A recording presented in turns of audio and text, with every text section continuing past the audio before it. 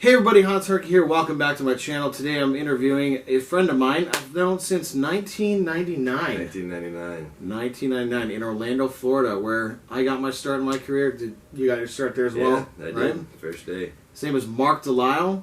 He's been on a lot of independent films and TV shows such as 24. 24, Chasing Defenders, Down. Ironside, Shameless, a lot of cool shows. Nice. You were chasing down Mr. Kiefer Chasing Sutherland. down Mr. Jack Bauer. I let him get away. Mark DeLisle, everybody. Mark, how you doing, man? Good. Was it Hank? Henry? Oh, Hans. Hans, yeah. Hans. Yeah, Hans. That's right. Lem J. Lem J. He even knows my nickname, Lem J. I do know Lem J.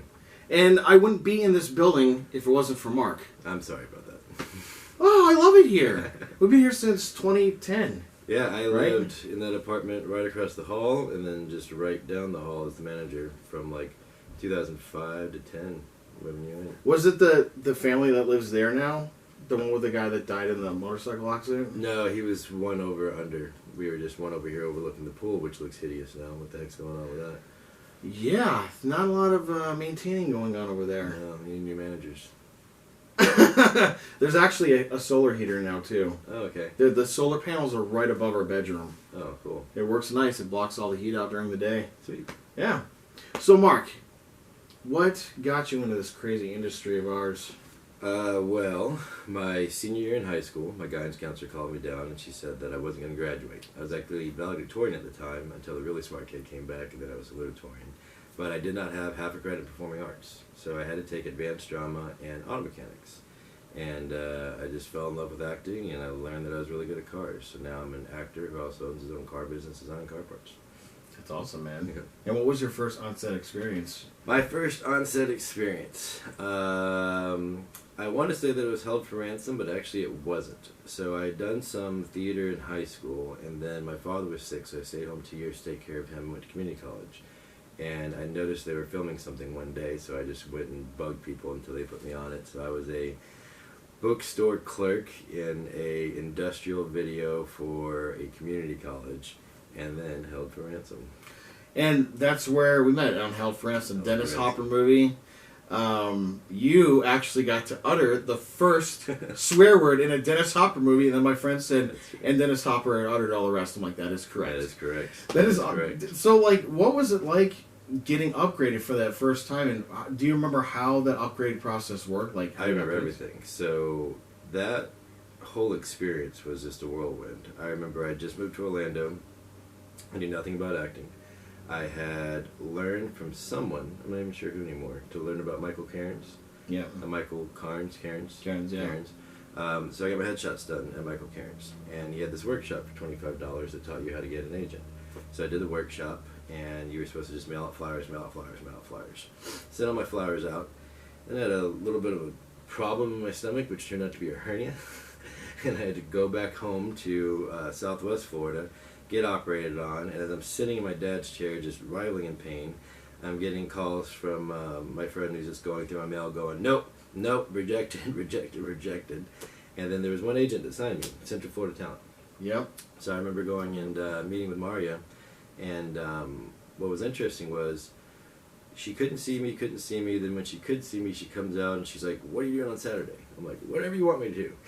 And she's like, I want you to be in this movie Held for Ransom. I'm like, yes ma'am. And so I got super excited. She's like, call me on Friday. I can't talk to you today. I'm looking forward to signing you. Call me on Friday. I'll give you the details for Saturday. So I was just pumped and excited the entire time. And then I call on Friday, and she's like, oh, they're pushing it to next weekend. Can you do Sunday? Well, I was like uber Christian thinking, I don't know if I'm supposed to do Sunday. Is that the Lord's will? And then I'm like, yeah, I can do Sunday. And then Sunday ended up getting pushed to another Saturday. And at this point, I just thought nothing was going to happen, you know. But it was the Lord's will, because the night before, I remember going to shut off my light to go to bed. I had actually driven all the way to set, which, if you remember, it was like a good 45 minutes. Ocoee. Yeah, it was out there. Yeah. I just wanted to make sure that I knew where it was. So I spent 2 hours just driving to set beforehand, knowing where it was, and coming back. Was turning my light off at night, and I felt the Lord say to get on my knees and pray. So I got on my knees, and I'm like, what am I supposed to be praying about?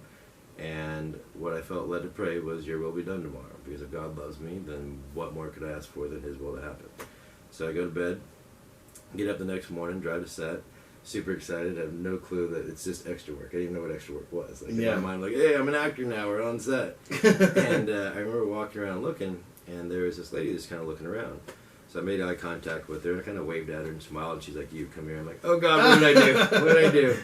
And it turned out that they had seen 1,500 people for the part of this one actor's friend, and didn't like any of them, forgot to cast it. So they pulled 5 of us out to audition for it. And so I didn't really know much about acting, to be honest, but I had watched whatever I could, I'd read whatever books I could, and I just remembered, oh my God, I cannot remember her name now, but a famous old blonde actress. We'll edit this later, we'll add it in. There was a book where she simply said, learn your lines, be off book, make sure that you know the lines. If you're going to audition, don't hold the paper in your hand, don't try to read, just learn your lines. So the first thing I did is make sure I learned the lines, and then I could kind of see a friend of mine from high school, Bernardo, acting like that, so I just kind of channeled Bernardo. So I got pulled out, I ended up auditioning for the director, I had no idea that he was the director, and I remembered her saying also, ask if they have any notes. So I did the read, and I'm like, got any notes? And he's like, yeah, try this. And I had no idea what he meant. So I'm just like, okay, what am I supposed to do? Oh yeah, she said if you don't understand the notes, just do something that's the opposite of what you did so it looks like you're trying. So then I did something totally different. He's like, okay. And I remember seeing him kind of do this, put a paper in the back of his pocket, and then say, okay, send the next guy over. So that was that. I remember like they just sent us back with everybody else. I was hanging out with you, and then we were walking into that school, and there was like probably how many hundreds of us there. Yeah. And the AD's holding the door open, and she points at me and she's like, you, come here, stand behind me. I'm like, okay. And everyone's going in, Hans got a smile on his face. And she's like, you got it. And I'm like, you got what? You got the part. I'm like, oh, okay. And so they start shuttling me around places, and they take me to a trailer, they're calling me Rich Kid. So apparently, the role that I auditioned for was a role they forgot to cast. However, the female star's boyfriend didn't show up for his one scene. So they were actually 2 roles down. So they kept calling me by that role until they realized that I had auditioned for the different role. So then they took me back to the director and like, hey, this guy didn't show up for his one scene. He's like, okay, give it to Mark, I like him better anyway. I'm like, okay, cool, I don't know what's happening, what's happening. And the guy's like, well, not only are you getting your SAG card today, but you're having your first on-screen kiss. I'm like, what's a SAG card? Yep. Yeah. And with a guy, with a girl, what's happening? So he's like, oh, actually, no, it's this fitness star, Tiziana Jolson. I'm like, okay. And so they literally just take me to a trailer, knock on the door, and say, you kids have fun. And I'm like, what do you mean you kids have fun? He's like, well, you got to practice. I'm like, okay, I don't know anything that's happening today whatsoever, but I'm going to go with this. And so I remember knocking on the door, and it opens, and this huge dude comes out. He's probably like 6'3". His name is Joel Jolson. He plays for the 49ers, and he's actually Tiziana's husband. Oh, there you go. All And right. so he's like, so you're the guy that gets to kiss my wife today, huh? I'm like, yes, sir. And he's like, you kids have fun. I'm just messing with you. I'm like, okay. So we go on the trailer, and like, you know, the day starts off like just not even understanding what background work is. Now I'm in the female star's trailer, and she's like, oh, so how do you want to do this? I'm like, I don't even know what's happening. She's like, well, we need to practice so that it's not awkward. I'm like, okay. And I'm like, how do we do it? And she's like, just say your line, and like said my line, and then she could kiss me. And I'm like, okay. And she's like, that was easy, right? I'm like, yep. She's like, all right, see you on set. I'm like, okay. Now let's do it again a couple more times. No. I'll see you on set. No, Joel was stalking outside, and they're not to push my luck with that. So yeah, I mean, that was pretty much it. It was a whirlwind. They put me in the makeup trailer. I met Zachary Ty Bryan. They call us a set. We actually do the scene. And I was just so terrified because this is the first time I've done anything. Mm-hmm. So we do the scene the first time. Director yells, cut. He walks over to me. He's like, Mark, come here. Let me ask you something. Are you straight? I'm like, yes, sir. He's like, you think she's attractive? I'm like, her husband's right there. He's like, you think she's attractive? I'm like, yes, sir. He's like, kiss her like that. He's like, you look a little awkward. I'm like, okay, I'm sorry. So then, like, I spit my lines out and did the kiss, and that was that.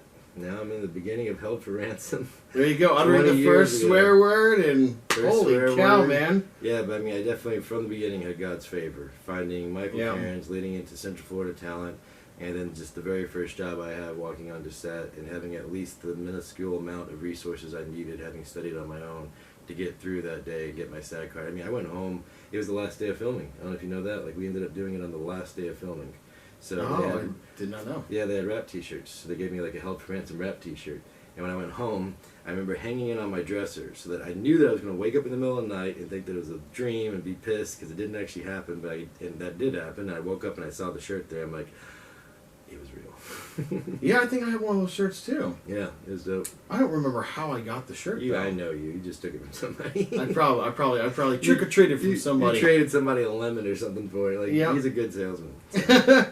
And then we did No One Knows Best, and did you No One Knows Taina Best. too, the Nickelodeon I shows? didn't get to do Taina. I just did No One Knows Best. But No One Knows Best was great because it was like regular work for us. We'd work like 3 to 5 days a week sometimes. Yeah, and we got to read for characters that were on the show too. I remember I got to read for a few of them. Yeah, I remember. I forgot about that. We had a few auditions for those, and it was great as a college kid because the money was retarded good for us. Yep. Yeah. I know. No, Can't it's say very. that word anymore. Sorry, that it was sickly good for us. Yeah, and it was also a blessing to be able to leave school and go out and do that stuff. And Yeah, that's right, because you were still in school. Yep, You I was was a still baby. in high school You was a while I was baby. doing it. So thank you, Masters Academy, for letting me do that.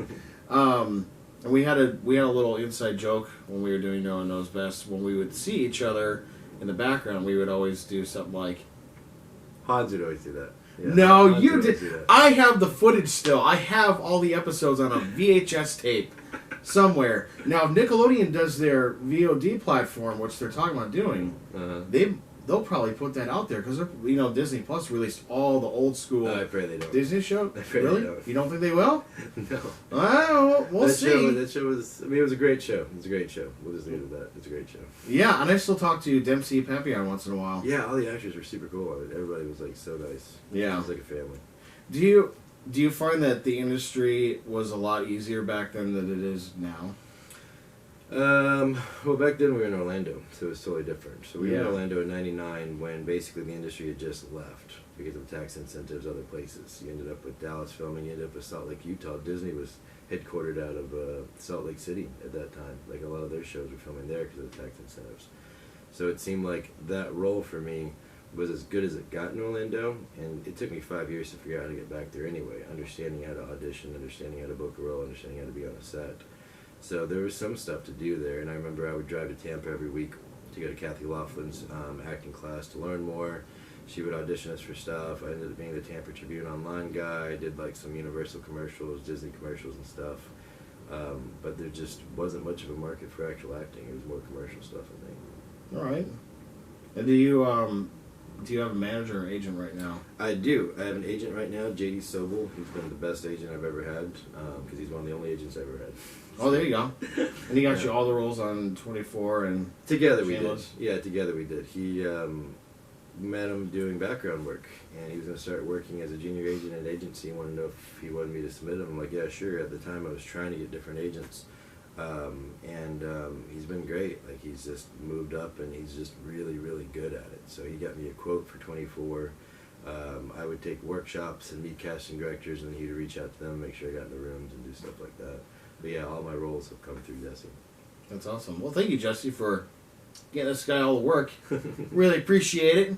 And you also do a lot of car stuff too. Like, what was your inspiration to start a car parts business? Right? Yeah. So back to high school, I ended up having to take auto mechanics because advanced drama knocked me out of some other class, and I had to fill it with auto mechanics. And I learned that I liked the simplicity of it, the fact that if there's a part that's broken, you unbolt it, bolt the new one on the same way you took that one off. And I always liked the way cars looked, a little more than I liked actually racing them or doing much with them. I mean, I did race them and I built plenty of cars and stuff. But around 2006, I was doing extra work out here, and somebody had made what's called a splitter for a GTO. There's a flat piece of plastic that goes under the front bumper. And they had said, maybe if there's enough interest, somebody will make them for our cars, Camaros. So I posted on that thread, like, I'd want one. 42 pages later, the guy never responded. So I'm like, how hard can it be to make a piece of plastic? So I got out my friend Michael Perez. Remember Michael Perez? Oh yeah. Oh yeah. He had just moved out here, so he had a futon box that I used to like draw a template out of. I googled plastic Burbank and found Plastic Depot in Burbank. Got it cut for $100, sold it for $200. Bought two more, sold it for $400. And then they wanted, I think, $1,300 to advertise on the website that I was selling them on, which I realized I could never make that many sales with splitters in a month. So I found other guys making one or two things like I was that just couldn't afford to advertise. And I'd say, hey, however much you want for it, I'm not going to argue as long as you get out of bed and get it shipped in time. Understand I'm going to double your price on my website so that we can offer it on sale. Because if we just offer it at that price, people won't buy it. But if they see a higher price but it's on sale, they'll buy it. And we did that. And so probably did about 80 grand the first year, 4 months.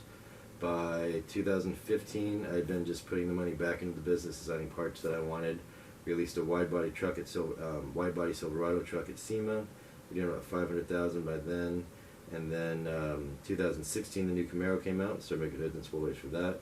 2017, partnered with my friend Albert to design a new wide body and a full glass roof for the car. We decided that was looking great. We wanted a little more attention for the car, so we did a full glass roof with a reverse mohawk. And at that point, we're like, we really want to get more eyes on this car because it's come out gorgeous.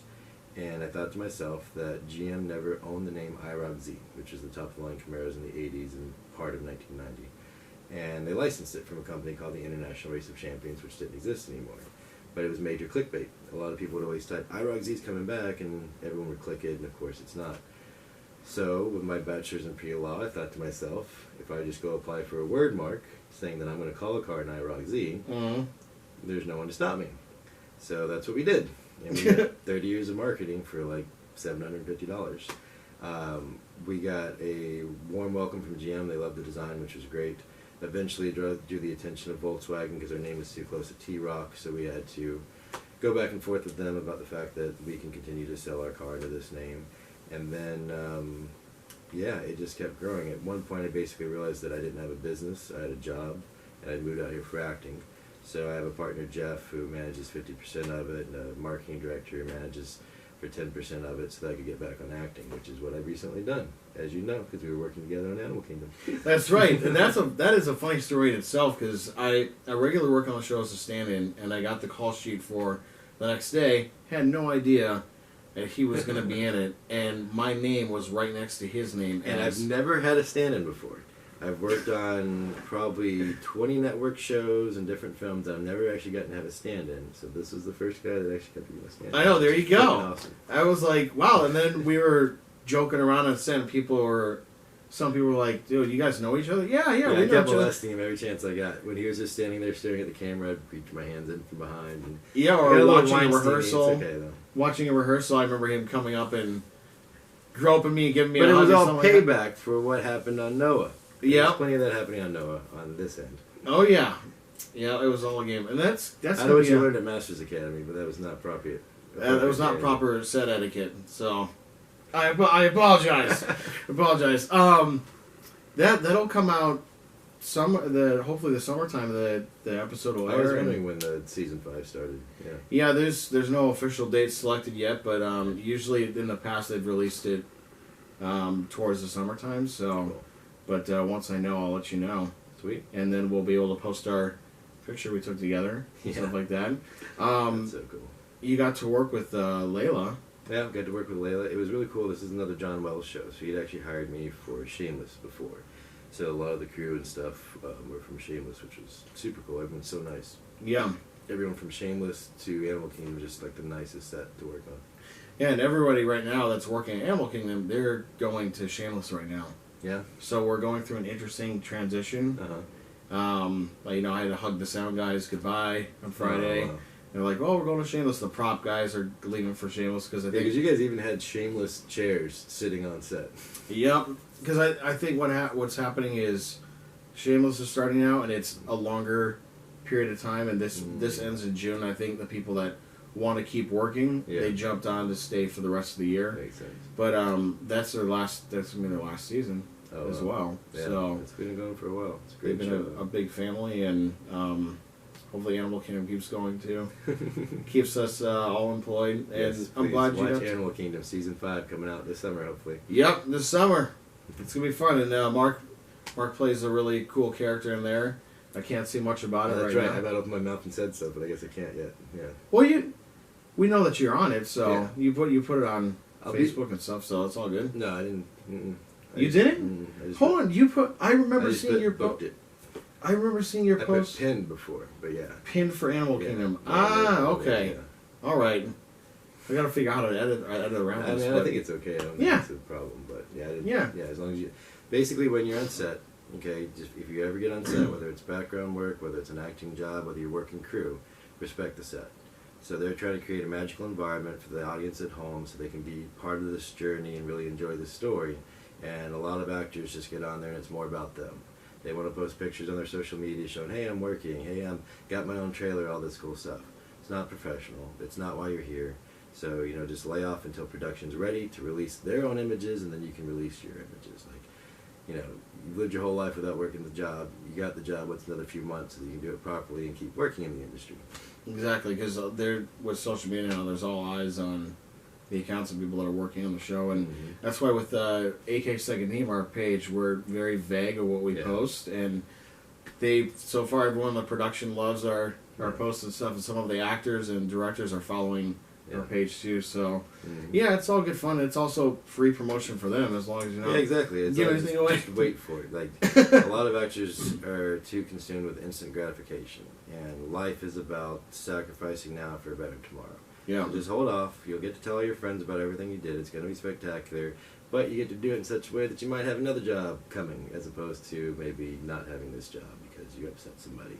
Because you sign a lot of paperwork saying don't do those things. Like, don't do those things. Yeah, it's kind of like the extra from Indiana Jones that got digitally erased from the film. Steven Spielberg said, "I'm never going to work with you ever again," and he blacklisted him. Yep, an extra. Steven Spielberg himself blacklisted an extra. They take this stuff very seriously. And that is the reason why Steven Spielberg is not directing Indiana Jones 5. I don't know. I don't know why he's not directing it. That's kind of a bummer. Yeah, I don't know. But it would be nice to see him direct hopefully the last one. I think it's a pass-off again. I think it's supposed to continue. I think this is a kickoff, hopefully. All right. Yeah. Shia LaBeouf. Yeah. So do you have any advice that you'd like to give to any aspiring actors, actresses, directors, writers, producers? I do. I got a ton of it, but it's basically advice that I've been trying to teach myself. So at night, I at least spend an hour or two in some way on my craft, like either watching a YouTube video about writing, studying a film, learning things about clinical psychology because that helps you with building your roles and stuff. But what I realized was I do a lot more time talking about what you should be doing than actually doing it. So I have a friend, Patrick, and I, that decided that we want to start applying things. So in the world of film, the basic idea is that you want to create something that inspires people. And the most structural way that most films do that is by following the hero's journey. And that's a simple path that you see in Star Wars, where basically you have your normal routine life, but then there's something you want to do, a call. And you kind of refuse it at first because it's going to take a lot of work, it's going to be hard.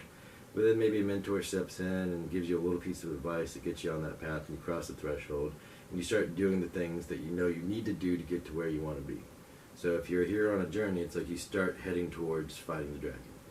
Eventually you fight the dragon and you overcome the dragon, and it makes you a stronger person. You're changed, completely different. The idea of a film is that when someone starts here, they're a lesser version of what they end up as, because the person that starts couldn't really do what this person does at the end, but it's because they went on this journey. So we were talking, and if the point of film is to understand that journey, convey that journey well, and then the end goal is for the audience to watch it and have an effect on their lives that they actually put into motion and change their lives, why don't we as actors take the hero's journey and just apply it to our own life and start trying to actually go get the things that we want? So we were thinking to ourselves, in Pinocchio, his papa wishes upon a star. The star he wishes upon is the brightest star, which means it's the closest star. He can see it, it's tangible. So we're going to say 5 years from now, what do we want our lives to look like? Because 5 years from now is not that far off. You can pretty much say, here's what I'm going to eat for breakfast 5 years from now, So we're going to sit down, decide all of that. For example, for me, I'd like to go from doing co-stars to more guest stars. 5 years from now, I want to be recurring on a show. What does that look like? How do I work backwards from it? A few years ago, I was 252 pounds. And there was a point where my 2-year-old son, I asked him to come outside and play, and he said that he was tired. And I'm like, those are my words coming out of your little mouth, so I'm never going to say that. And I thought to myself, maybe I should actually just treat myself like I'm somebody I care about. Because my son, I obviously care about him, and I don't want him to be that way. Maybe I should look in the mirror and treat myself like someone I care about. And I'm like, you need to stop drinking 4 liters of Coke a day. You should probably put some more water in your face. You should probably like get up when your son says to do things. And 5 years out, I wanted to look like the guy who ordered water at a restaurant. And I worked backwards. I'm like, well, that guy probably orders water at a restaurant. He probably doesn't drink Coke at home and all this other stuff. Within 6 months, I had dropped 90 pounds by just making choices. Saying no to something was very empowering. Once I could say no to those vices that held me back before for a greater good, it allowed me to do a lot of other things. And so having had a little taste of what it's like to actually try to shape your own life by what's going on between your ears, because everything in your life is contingent solely upon your own decisions. It's nothing to do with anybody else. It's what choices you make on a daily basis. Mm-hmm. Let's see if we can apply that. Let's see if we can go on the hero's journey ourselves, keep each other accountable, work hard on saying, this guy who recurs on a show probably has a lot more stuff together than you do right now. To get to that point, he's met a lot of casting directors. He's workshopped with a lot of people. He's shared his information with a lot of people. He's helped a lot of people. He probably has much better eating habits and workout habits and study habits and discipline habits and everything else. So it's daunting, and like I'm terrified of it even right now, but starting Monday, we're going to make our own plan. We're going to record it. We're going to put it up on a YouTube video called On the Hero's Journey, on an Instagram page, On the Hero's Journey. And it's just going to follow us trying to live our own hero's journey. That's awesome, man. We'll see. I want to put the link in the description below too, so we can I think we registered it the other night. We brought Patrick here with us too, but oh, cool. Yeah, I'll be interviewing him next. What's your 5-year plan? Where would you like to be in 5 years? My 5-year plan. That's a good question. Scratching my head. I want to be a working actor. I want to continue doing my stand-in job because I really enjoy doing that. I want to keep producing independent films and hopefully getting returns on those films so I can, make a living and support Lisa and just enjoy life. Yeah. Just enjoy the journey and keep opening doors for myself, and then keep opening doors for people that I've worked with and trust, and just want to keep working with them. So that's a good solid plan. You can see it. You know what it is. Just start working back from it. What does Hans look like as a working actor? What is like? There's a saying in the industry that says, your niche will make you rich. So a lot of actors, they go into a room and they tell themselves, I can tell the casting director, I can be anything you want. I can be the biker, I can be the cop, I can be the yoga instructor. The problem with that is not being specific. It's kind of like you don't go to the store to buy something and you're going for a can of peas and you end up with a turkey. Like, that usually doesn't happen. So as an actor, what you want to do is, these 5 things actually will book you a job, and part of it is knowing who you are. Mm-hmm. For me personally, when I first moved to Los Angeles, I had no idea that Hollywood would see me as a cop. So I started doing background work in 2005, which I'd highly recommend for anyone who wants to become an actor for multiple reasons. One, it shows you what a set is. What if you book a job and you show up to set and you have no idea, you're supposed to go to your trailer, you're supposed to find the second AD to sign in, you're supposed to do these things. What your mark is. Get on set and learn things. Yeah. When you're being cast, find out how Hollywood sees you. They kept casting me as a cop or military. I had no idea that I was going to play cop or military. But I used that information, went to cop and military headshots, which simply means I put on a suit, stood somewhere urban, looked concerned, looked like a detective. Put on an olive drab t-shirt, stood somewhere brown and deserty, looked like I was military. Those headshots got me into rooms that I eventually booked the roles of, like 24. That got me in 24, General Hospital. That got me in General Hospital. So if you can figure out what your type is and exploit it, that's the best thing you can do. Right. Look at Danny Trejo. Danny Trejo is the guy to go to. You want to be the guy to go to. Mm-hmm. You want to figure out who Hans is 100% and be a Hans 100%, and then you will be the guy to go to. Patrick was telling me about a guy he met in a workshop who was very smart. All the casting directors that he sent postcards to is the same shot, the same colors. He branded himself to the point where they kept his postcard up to write him into the show because they liked him so much. And he had another great tip. He would actually send quotes and different pieces of advice saying like, oh, I see that you're in this part of the city. There's a really great Thai massage place and they have a $25 off special. You should check it out. And it was just trying to help them as opposed to saying, what can you do for me, what can you do for me, what can you do for me. Mm-hmm. So now, to book a role, just do these 5 things. 1, have a headshot that looks like the role. I do some reading and casting sessions with Dream Big Casting, Sherry Henderson sometimes, and just by being a part of that, this is what I learned. You're looking through thumbnails, you're shopping for a finished product, we want a cop. We want somebody that we're going to book. They're going to show up on set. We're going to put them in the wardrobe. They're going to be in the scene. They're going to be emoting some type of emotion. Production stills photographer happens to take a picture of them. That's the finished product. If we see something similar to the finished product, we're going to call it in. If you get called into a room, it's your job to lose. Remember that. That's it. They want you. It's your job to lose. So have a headshot that looks like the role. You get called in. If you show up looking like your headshot, which a lot of actors don't do, Yeah. you're ahead of the game, and it's still your job to lose. Number 3, shut up. When you walk into an audition room, you're not there to be on a date. You're not there to make them like you. You're not there to try to like push in a little information that might make them like you a little more. Pretend that you're in your trailer. The second AD knocked on the door and said, "We need you on set." When you walk into the door of the audition room, you're on set. Which means the 4th thing, do a good job. Don't care what anyone else tells you. Learn your lines. Don't hold the paper. A lot of people say it's okay to hold the paper. It's okay. Is it okay? Am I judging you for holding it? Not at all. But is there like 5 other actors who are not holding that paper and look much more prepared than you, and I have no concerns about them walking on the set without that paper? 100%. Treat it like you're walking into set. If this is the camera, always square your body up to the camera. Don't turn to the reader, because then we lose part of your performance. Mm-hmm. So technically, stay squared up to the camera. Just turn a little to the reader, turn a little to the reader, whatever you need to do. But what will happen is if you do a great job in the room, and we're like, oh, we love Hans, we love 2 other guys, let's go back to the tape. You go back to the tape, we don't have your performance because your body turned away from camera. Mm-hmm. So that one technical note will just keep you on there.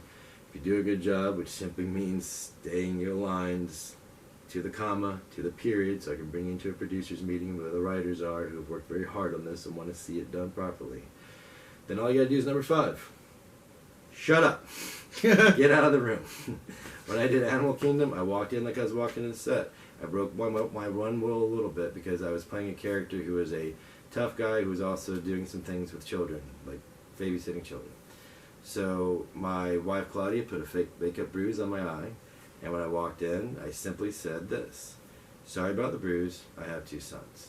Now it was a thought that I had, and like my mind said, okay, so I'll go in and I'll tell them like, sorry about the bruise, like I was wrestling with my kids, we were doing soccer, we were doing this, and I literally worked on it before I got in the room. I treated it like writing dialogue. I sat down and go, this is the point, this is what I want to say. So when I walked in the room, all I did was this: sorry about the bruise, I got 2 kids. I got 2 sons, actually.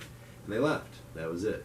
They asked me about my tattoos, made sure that I had clearance. I'm like, yeah, it's the same artist who did Mike Tyson's face. Because that's who sued Warner Brothers. And they kind of didn't laugh at that. I'm like, I'm just kidding. Yes, I have clearances. And then I did the scene. And the scene, I squared up to camera. I said a few of my lines to the reader. But then the next lines that I had were going to be to kids. But I also had done my homework. I read the breakdown. I knew that the executive producer of This Is Us was sitting here and the executive producer of Minds was sitting here. So I used them to deliver my lines, to have a moment with them. I had my moment with them, and then she breaks me out of it and says thanks, and I start to leave. And I hear the casting director say, "That was great, thank you." So I go, "Thank you," and I just keep walking out the door. Because I'm like, if at that point I got called in the room, they like me, I did everything good, don't mess it up, just get out. When I was casting before at Dream Big, we had an actor who we were trying to find someone to do an under 5 role, which simply means that you have 5 lines or less, so you get half the day rate. But it was very hard to find someone because even though it was under 5 lines, it was 3 pages of dialogue because it was run-on sentences as a reporter. So this guy comes in with a headshot that looks just like a reporter, shows up looking like his headshot, didn't have any questions. And now, note right there, if they ask you if you have any questions, no, you don't have any questions. It's just a polite thing. If you really have any questions, call the casting office, ask them the questions before the audition. I have no problem answering them for you. But there's nothing that you're going to do in half of a second that's going to change your performance. It's going to mess you up. So you don't have any questions. He performed so well that we clapped for him. It was like watching CNN or Fox News. So get his video ready to go, and he doesn't do number 5. Starts getting fidgety in the room. I'm like, okay, this energy just changed. I'm like, what's going on, man? And he's like, I don't know how to say this. I'm like, say what you want to. I'm thinking, I'm probably about to hire you. He's like, I don't really do under 5s. And I'm like, oh man. So I'm like, delete. Well, I saw your resume, and he had great credits on his resume, he had a full resume. And he's like, so you didn't figure out to do under 5s? And I'm like, no. So I assumed that you're more professional than to show up for a job that you didn't want, audition for it, take up our time, and then refuse a role that no one ever offered you. And so he's just kind of like deer in headlights. I'm like, what did you think was going to happen? And he's like, well, I thought you guys would like me. I'm like, and then? He's like, and then give me a better role. That's never going to happen. So I'm like, if you've done your homework, the breakdown clearly said these are reshoots. Probably not a better role. This office cast the under fives. The rest are cast somewhere else. So that's not going to happen. So he looks at me and he goes, well, I guess go ahead and submit me. And I'm like, I already deleted your file. He's like, why would you do that? I'm like, because it's not my job to see if you can make words come out of your mouth. It's my job to see if you can sit on set with a director for 12 plus hours and not cause problems. So if you cause problems in an audition room, they're never going to send you to set because it's going to look bad on them. So if you can just do those 5 things, I promise you, you will book a role. And how do you get the role to begin with? If you don't have an agent, you don't have a manager, go to casting director workshops. Show up, meet the casting directors, they give you advice on what to do, you'll do their sides. If you're not bad, they're going to call you into the room.